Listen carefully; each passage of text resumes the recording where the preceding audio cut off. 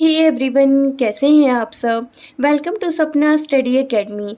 आज हम पढ़ेंगे एनसीईआरटी क्लास 8 का chapter number 8 force and pressure, बल तथा दाब। अभी फोर्स है क्या?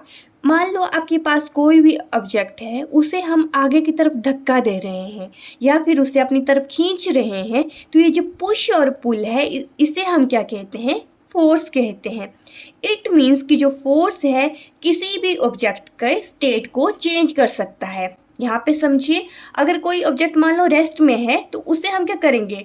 अगर पुश करेंगे तो क्या हो जाएगा? वो मोशन में आ जाएगा। या फिर कोई मोशन में है, उसे हम क्या कर सकते हैं? रेस्ट में भी ला सकते हैं। जैसे यहाँ पे देखेंगे, बच्चा क्या कर रहा है? हॉकी खेल रहा है, ठीक है। बॉल कौन सी पोजीशन में है? रेस्ट पोजीशन में है। हॉकी से मारेगा तो कौन सी पोजीशन में आ जाएगा? मोशन में आ जाएगा। इट मीन्स जो रेस्ट है वो किस में कन्वर्ट हो रहा है? मोशन में। या फिर यहाँ पे बच्चे फुटबॉल खेल रहे हैं तो फुटबॉल मोशन में है, लेकिन बच्चे ने क्या कर लिया? उसे होल्ड कर लिया। इट मीन्स उसने जो स्टेट है वो क्या कर दिया? मोशन से रेस्ट में चेंज कर दिया। मान लो किसी की गाड़ी रुक गई। अभी ये आदमी खड़ा होकर सोच रहा है कि आगे की तरफ गाड़ी चल पड़े, तो अभी ऐसे सोचते रहने से तो गाड़ी नहीं चलेगी। हमें क्या करना पड़ेगा? इसे पुश करना पड़ेगा, इस पर फोर्स अप्लाई करनी पड़ेगी, ठीक है। यहाँ पे खड़ा था सीधा, तो क्या हुआ? गाड़ी नहीं चली। जैसे ही इसने फोर्स अप्लाई की तो इट मीन्स गाड़ी चल पड़ी। तो ये क्या कहता है कि किसी भी फोर्स के लिए अगर हम चाहते हैं कहीं भी फोर्स अप्लाई हो तो उसके लिए हमारे पास मिनिमम 2 ऑब्जेक्ट तो होने ही चाहिए। आगे हम पढ़ेंगे कैरेक्टरिस्टिक्स ऑफ फोर्स की फोर्स की क्या क्या कैरेक्टरिस्टिक्स होते हैं।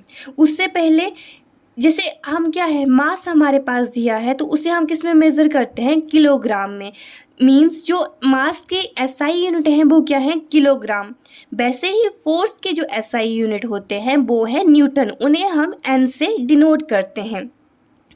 अभी कैरेक्टरिस्टिक्स की बात करें तो फर्स्ट कैरेक्टरिस्टिक है, यहाँ पे आपके पास एक बॉक्स दिया हुआ है। 2 लड़के क्या कर रहे हैं? इसे पुश कर रहे हैं। मान लो एक की फोर्स कितना अप्लाई कर रहा है? 10 न्यूटन, और दूसरा भी कितना कर रहा है अप्लाई? 10 न्यूटन कर रहा है, ठीक है। एक ही डायरेक्शन में कर रहे हैं फोर्स अप्लाई, तो जो नेट फोर्स होगी वो क्या होगी? दोनों को प्लस कर देंगे, ठीक है। तो कितनी हो जाएगी total? 20 Newton. Alright, when two forces act in same direction, the resultant force on object is sum of two forces, ठीक है। दोनों का क्या हो जाएगा? ये सम हो जाएगा। इट मीन्स इस बॉक्स पे कितनी फोर्स अप्लाई हो रही है? 20 न्यूटन। अगर जब दोनों साइड से फोर्स अप्लाई हो रहे हैं, इट मीन्स जो अपोजिट डायरेक्शन में फोर्स अप्लाई कर रहे हैं, मान लो ये वाला लड़का 10 न्यूटन की फोर्स अप्लाई कर रहा है और ये वाला 20 न्यूटन की।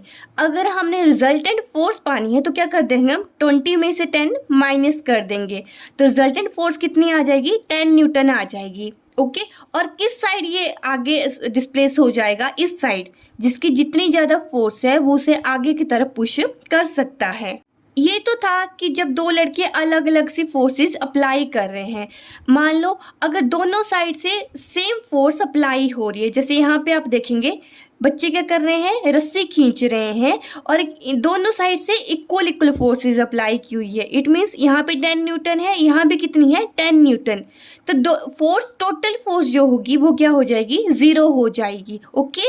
याद रखिएगा, जब भी अपोजिट डायरेक्शन में फोर्स अप्लाई होती है और दोनों फोर्स इक्वल है तो नेट फोर्स कितनी हो जाती है? 0 हो जाएगी। नेक्स्ट है force can change state of motion. जैसे हमने स्टार्टिंग में पढ़ लिया था इस चैप्टर के कि क्या है? स्टेट को चेंज कर लेता है। जो रेस्ट है उसे मोशन में कर देगा और जो मोशन में है उसे क्या कर देते हैं? रेस्ट में हो जाता है। लास्ट है force can change shape of object. अभी आप लोगों ने जैसे आटा गूंथते हुए देखा है, आटे पे हम फोर्स अप्लाई कर रहे हैं तो उससे क्या होता है?